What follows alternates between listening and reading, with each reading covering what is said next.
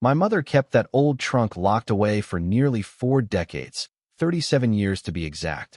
When she passed away last month, my sisters wasted no time splitting up her $16 million jewelry collection, while I just stood there watching it happen. Sabrina, with that same smug grin she's had since childhood, made the announcement. Ethan gets the trunk. Mother made that clear. They strutted out of the house laughing, their arms full of riches. Later, when I finally pried open that dusty, beat-up trunk, I discovered something inside that made their millions seem trivial. There was a thick bundle of letters. Every one of them was addressed to me, and not a single one had ever been opened. The first line of the top letter knocked the strength right out of my legs. Dear Ethan, if you're reading this, Helena is gone, and it's finally time for you to know the truth. The letter claimed that I'd been kidnapped at 5 years old. My name is Ethan Harper, or at least, that's who I've always believed I was for the past 42 years. I teach music at Oak Ridge Academy in Vermont. The kids call me Mr. V, and their parents thank me for not losing patience when their children butcher simple melodies. It's not the life my mother had imagined for me, but honestly, nothing I ever did lived up to her impossible standards. Growing up in the Harper family felt like acting in a play where everyone else had a script but me. My mother, Helena Harper, loved to remind the world that she had built her jewelry empire from the ground up. At those endless charity galas, she'd glide in wearing designer gowns and dripping in diamonds, telling the same rags-to-riches story, how she started with one tiny shop and turned it into a multi-million-dollar chain. My sisters were her perfect co-stars. Sabrina, 3 years older, became a powerhouse corporate lawyer who could outmaneuver anyone.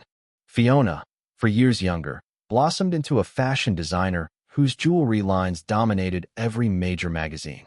And then there was me, Ethan, the brother who preferred teaching kids hot cross buns on plastic recorders over learning how to run a jewelry empire. While they spent weekends at the country club, I spent mine in dusty band rooms helping students find their rhythm. I was the family's living disappointment. My father, Martin, died when I was 15. Heart attack. At his desk. He was still working on tax returns that Sunday when it happened. He'd always been a quiet man, and each year it seemed like life with Helena chipped away at him a little more. After his death, my uncle Albert stepped in to take charge of the family. Albert Kingsley, mother's brother, was the complete opposite of my father. Loud, commanding, and used to getting his way. When he walked into a room, it felt like he already owned it. That trunk had been sitting in the back of my mother's walk-in closet for as long as I can remember. It was made of old leather with brass corners that had turned green over time. As a child, it fascinated me. I always wondered what kind of secret treasure she was hiding inside. Once, when I was 8, I asked her about it while she was picking jewelry for another gala. "Mother, what's in the trunk?" She turned and gave me a stare cold enough to stop me mid-breath. "That's not for you to worry about, Ethan. Some things are better left alone." At 13, my curiosity got the better of me. I waited until the family was out at Sabrina's debate championship and tried to pick the lock with a bobby pin I'd found. She caught me before I could open it. She didn't yell. She didn't raise a hand. Instead, she punished me with silence. A full month of cold, hard silence. Dinner after dinner, she looked straight through me as if I didn't exist. That was the moment I learned some mysteries were too dangerous to chase. Years later, she died from lung cancer, even though she'd never smoked a single cigarette. Her funeral was exactly the spectacle she would have scripted herself. Hundreds of guests, flowers that probably cost more than my monthly paycheck, and a eulogy that painted her as some saintly empire builder raising 3 kids on her own after tragedy struck. Even the governor showed up. Sabrina and Fiona sat in the front row with perfectly timed tears for the cameras. I sat beside them, feeling nothing but a hollow detachment, like I was grieving someone I'd never truly known. Everything shifted during the will reading. The trunk was just the last slap in the face. What really unsettled me was the way Uncle Albert couldn't keep still. The lawyer, Mr. Langston, stumbled through my section of the will like he wished he could skip it. My sisters kept trading looks that made it clear they already knew what was coming. Or rather, what I wasn't getting. That's how I found myself standing in my mother's empty bedroom, crowbar in hand, ready to smash open the one thing she'd left to me. I expected to find old photos, maybe letters from my father, or at worst, piles of useless clothes. I never imagined I'd uncover evidence that my entire identity was a fabrication. That the woman I'd called mother for nearly my whole life was actually my abductor, and that somewhere out there, my real family had been searching for me for 37 years. Life in the Harper Mansion in Pineville, Vermont, always felt strange. The house had 14 rooms, decorated like some living museum, filled with things that screamed old money. Mother had earned every penny, but the place still looked like it had been curated over centuries. Persian rugs stretched across gleaming hardwood floors. Oil paintings covered cream and gold walls. Every chair, vase, and table had a pedigree. Everything had a story, except me. My earliest memory goes back to when I was 6, sitting at that enormous dining table while Mother drilled Sabrina on her multiplication tables. "Excellence is not optional in this family," she said, tapping her manicured nails on the mahogany. 12 times 12. 144. Sabrina answered without missing a beat. "Good. Ethan, what's 8 times 7? I froze. Numbers never made sense to me. They scattered in my brain like loose marbles. 52. I guessed. The silence that followed hit like a verdict. Her lips tightened into that thin, sharp line I'd grown to dread. "It's 56, Ethan." Sabrina knew that when she was 5. That moment set the tone for the next 36 years of my life. Sabrina crushed every academic challenge that came her way. She graduated as valedictorian, breezed through Princeton Law, and made partner at Clark & Partners before she even hit 35. Family dinners always turned into her personal highlight reels, with Mother urging her to recount her latest courtroom triumphs, while the rest of us sat there like obedient disciples. Fiona carved out her niche through creativity. By 7, she could draw a flawless rose. By 12, she was designing jewelry that Mother proudly sold in her stores. "This one has vision," Mother would tell her friends, running a hand through Fiona's hair with rare warmth. "She understands beauty like I do." Me? My language was music. Unfortunately, in the Harper household, music wasn't celebrated. It was background noise for cocktail parties, something the hired musicians handled, not a real path in life. I stumbled into music by accident when I was 10. Our school required a music class, and the first time I pressed my fingers against a piano's keys, something inside me clicked. It was like discovering a language I'd always known but had never spoken aloud. Mrs. Patterson, my music teacher, told my parents I had natural talent and that, with training, I could be exceptional. Mother found the idea laughable, literally. When Father mentioned music lessons at dinner, she let out a sharp laugh. "Martin, the boy can barely pass basic math. You want to throw money at piano lessons?" Father, soft-spoken as ever, muttered something about giving me a chance.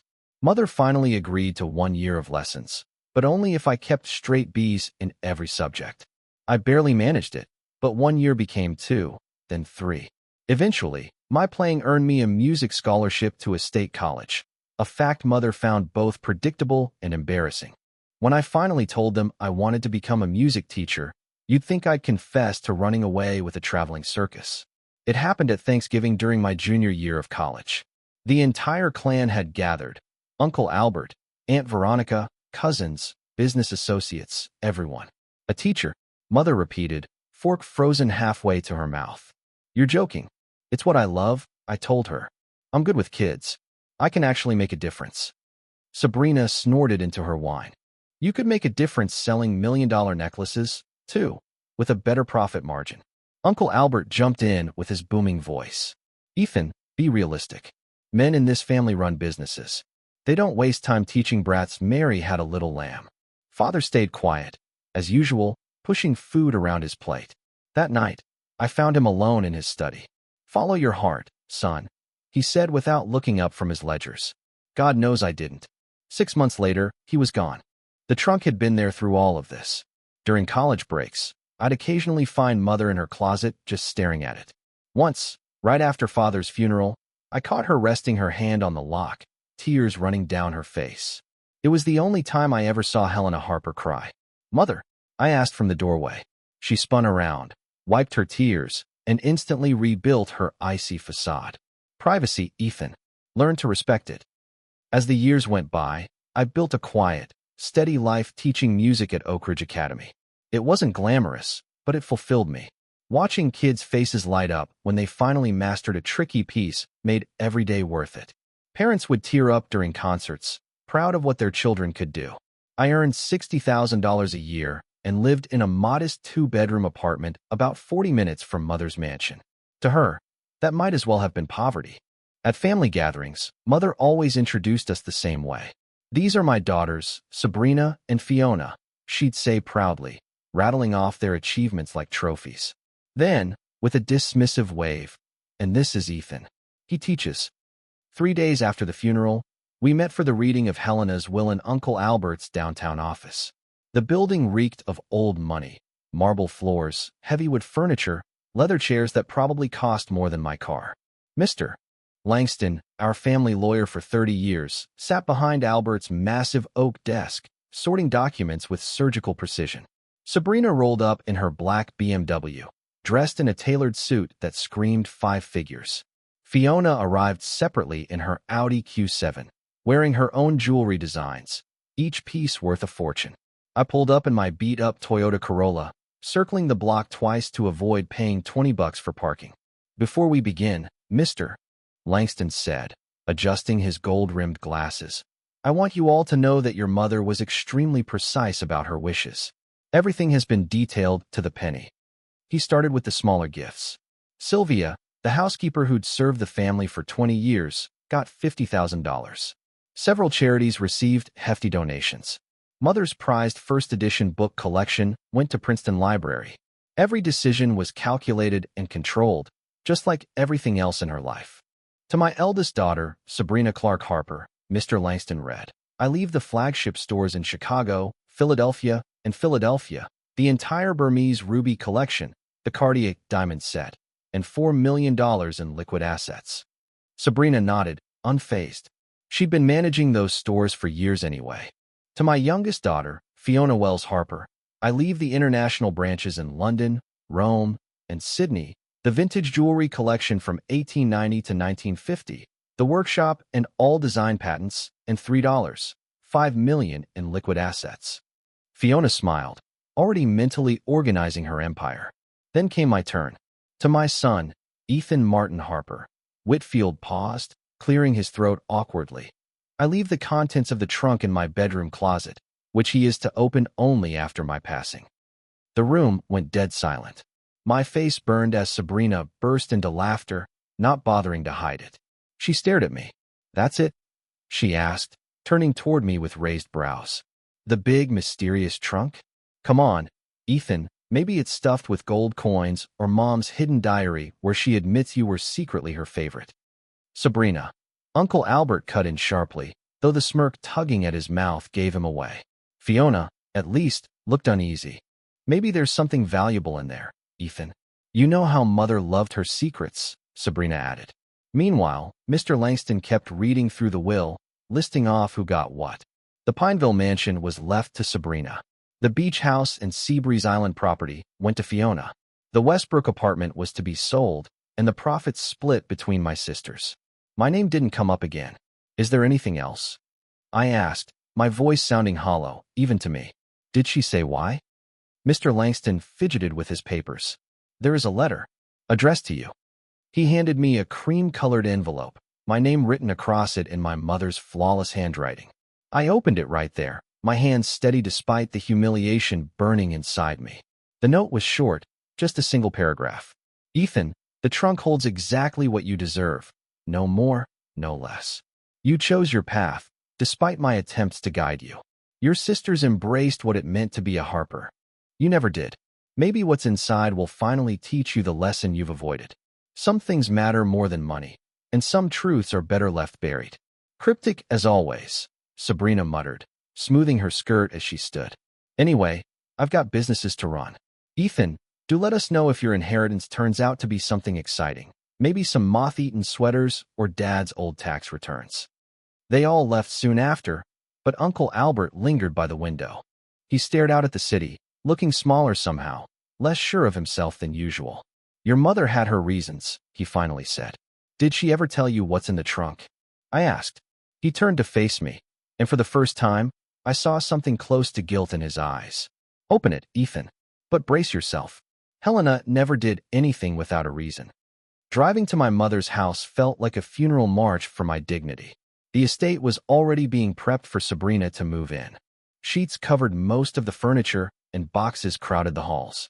The trunk was still in its usual spot. It looked smaller now, stripped of mystery, more like a final jab from a woman who'd spent my life reminding me I wasn't enough. I went to the garage and grabbed a crowbar, my hands shaking with decades of frustration. 37 years of making me feel worthless, I muttered into the empty room.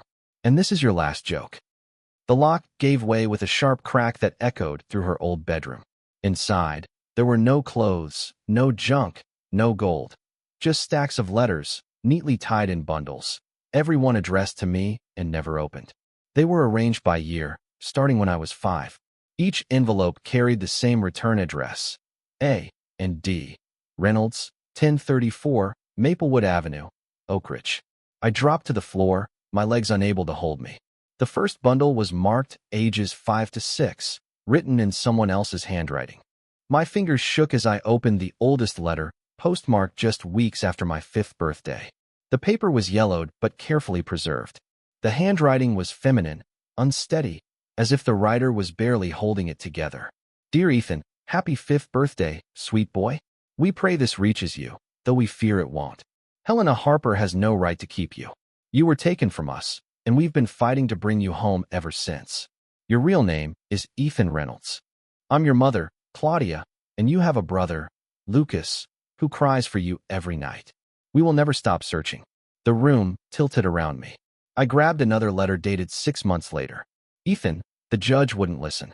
Helena's lawyers keep calling me delusional, saying you never existed.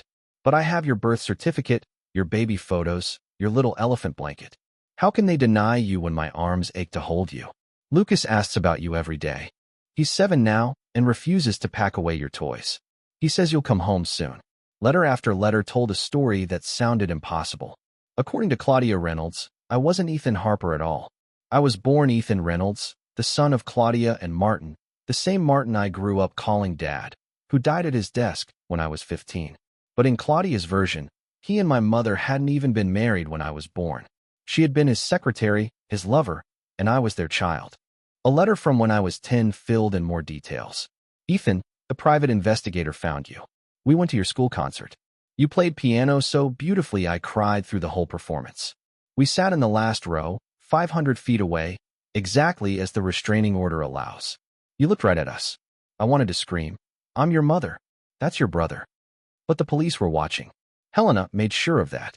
Mixed in with the letters were court filings, custody petitions dismissed without hearing, restraining orders from Helena labeling Claudia as unstable. There were lab reports showing a 99.9% DNA match between samples marked Ethan Harper and Claudia Reynolds' mother. There were photos too, grainy shots from a distance. Me at school events. At graduation. Even one from Oak Ridge Academy last year. A letter from when I was 25 explained the truth in blunt, devastating terms. The truth is simple and terrible, Ethan. Helena found out she was pregnant with Martin's child, and that changed everything. She couldn't have children herself. The daughters she claimed were Martin's were actually from her own affairs. Martin stayed with her anyway. He was weak, and she had too much power over him to walk away. When I was 5, she put her entire scheme into motion. She invited my real family on what she called a reconciliation trip to Lake Placid. Over dinner, she had Claudia drugged, then staged a public breakdown to make her look unstable. Within days, Claudia was temporarily committed to a psychiatric facility. By the time she was released 3 days later, Helena had already filed legal documents claiming I was her biological son. She painted Claudia as a disturbed employee obsessed with the Harper family. She had money, connections, and judges in her pocket. Claudia only had the truth, and in America, truth without money gets drowned out. The last letter was dated just a month earlier. Ethan, I'm dying. Stage 4 pancreatic cancer. The doctors say I have weeks, maybe days. I won't live to see Helena's death, but I know it's coming. Her brother Albert called us. His conscience finally cracked. He says you'll get the trunk when she dies. If you're reading this, it means you've found the truth. Lucas never married or had kids. He couldn't build a family when ours was torn apart. We're still at the same house, the one with the big backyard where we planned to hang a swing set. If you've ever wondered about us, come home. Just once. Let me see my son, not through a camera lens, but in person. I stood slowly, surrounded by the scattered letters like evidence from a crime scene. 37 years stolen. My mail, my identity, my life. I glanced at the mirror on my mother's vanity and didn't recognize the man staring back. Was I Ethan Harper, the family failure, or Ethan Reynolds, the stolen child? There was only one way to find out. I grabbed the most recent letter, my car keys, and walked out the door. Oak Ridge was 3 hours away. 3 hours to decide whether to face a truth that would destroy everything I thought I knew or bury it forever. I started the car and headed toward Sycamore Street. The house at 4827 Sycamore Street was a modest two-story colonial. Blue shutters. A rose garden clearly tended with love. A wooden swing hung from the oak tree out front, the kind I'd begged for as a kid but was told wasn't appropriate for our neighborhood. My hands shook as I rang the doorbell at 9:30 p.m. The door opened to reveal a man who looked like me, only broader, stronger, like someone who built things with his hands. We shared the same brown eyes, the same crooked nose. His face crumpled the instant he saw me. "Ethan," he whispered. "I found the letters," I said.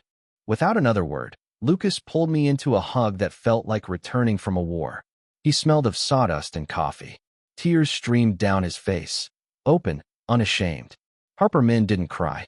Reynolds men did. "My God, you're here. You're actually here," he kept repeating, pulling back to look at me, then hugging me again like he was afraid I'd vanish. He led me inside to a living room that felt like a shrine. Every wall was covered in photos of me, taken from afar over the years. 8 years old at Little League, 12 accepting a music award, 16 at Dad's funeral, my high school and college graduations, even a shot from last month when I conducted the spring concert at Oak Ridge Academy. "We never missed anything we could find out about," Lucas said softly. "Mom hired private investigators for years, until the money ran out. After that, we did it ourselves. I even learned photography just so we could keep track of you." "Where is she?" I asked. "Where's Mom? Where's Claudia?" Lucas's face fell. He sat heavily on a worn leather couch and motioned for me to join him. "She passed 2 weeks ago," he said. "She held on as long as she could, hoping Albert would finally talk. The day before she died, he called. Told us about the trunk. About Helena's will." Mom smiled for the first time in months. "He'll find them," she said. "He'll find the letters, and he'll come home." The grief slammed into me. I'd lost her twice, once at 5, and again 2 weeks ago.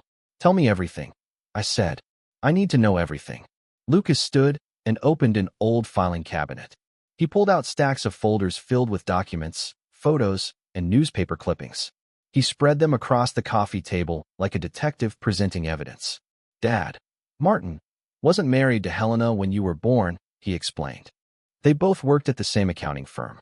She was in client relations. Mom was his secretary. They actually loved each other. Real love, not the business deal he later had with Helena. You were born in 1982, and he planned to marry Mom. But Helena was obsessed with him, and more importantly, with his family money." He handed me a birth certificate.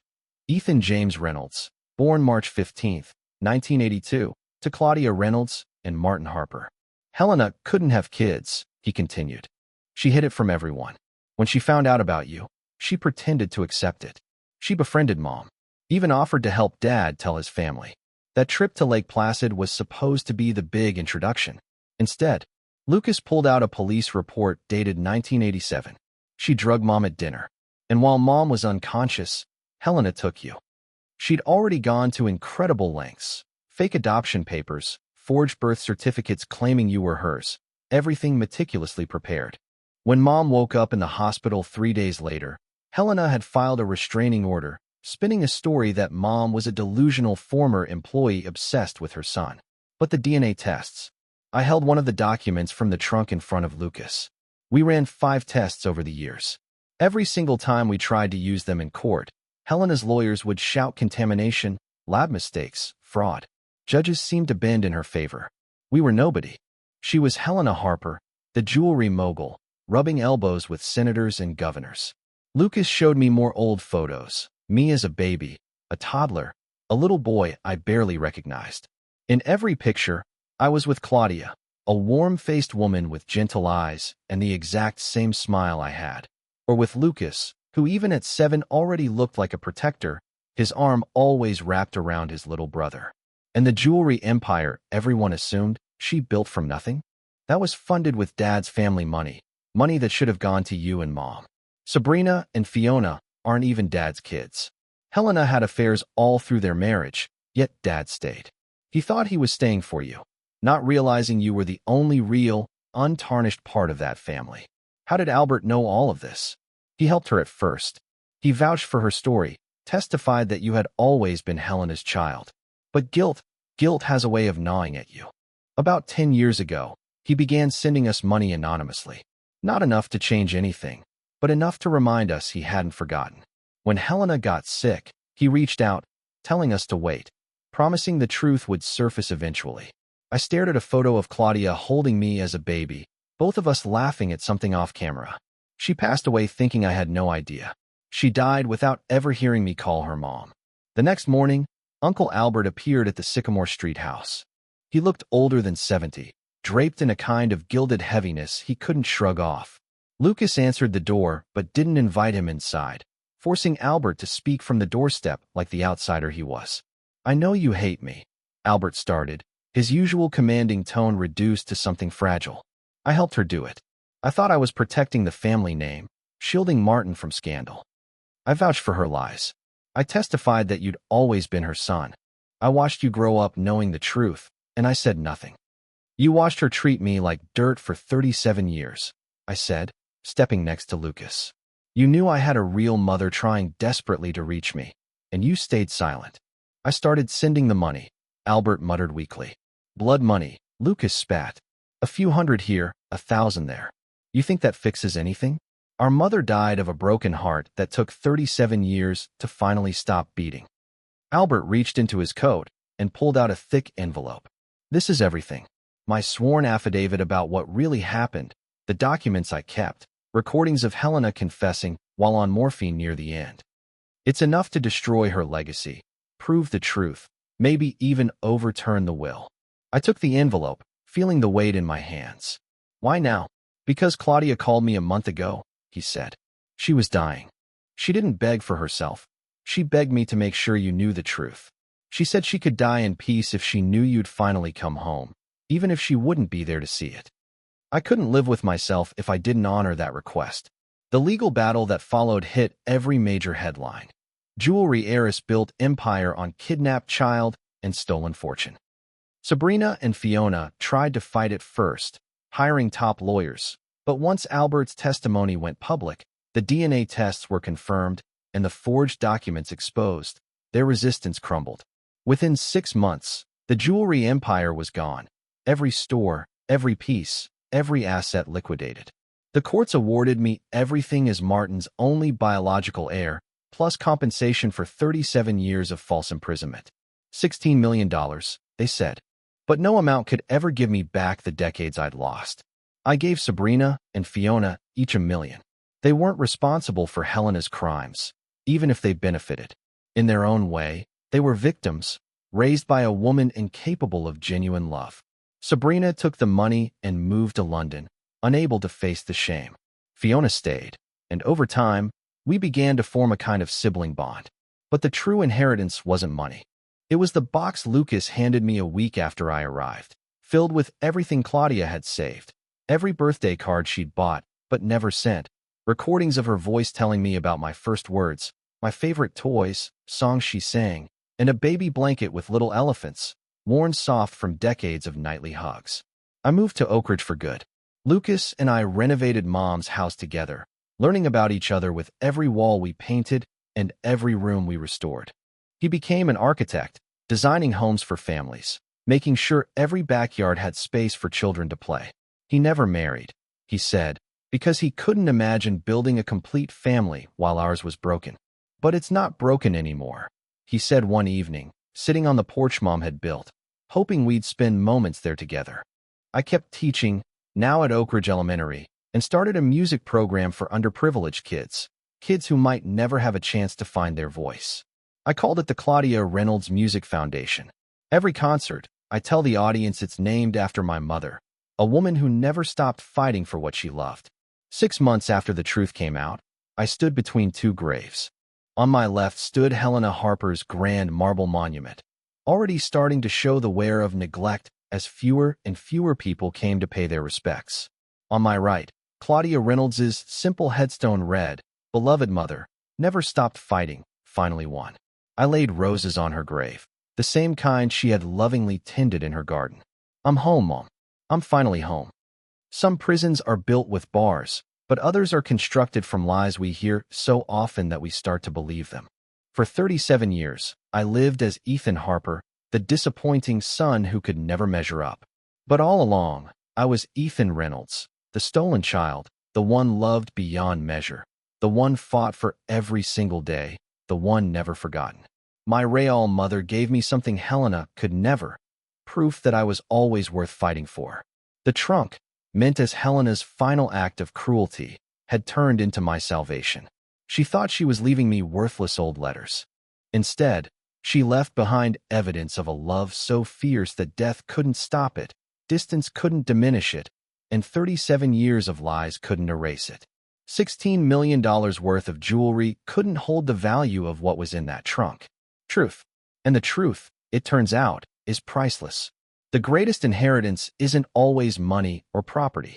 Sometimes it's discovering who you really are, understanding where you truly came from, and knowing that somewhere in this world, someone loved you with a kind of love that never quits. My mother, my real mother, taught me that. Now, every morning, I wake up in the house I was meant to grow up in, with the brother I was meant to grow alongside, living the life I was always meant to know. I wasn't a disappointment. I was just lost.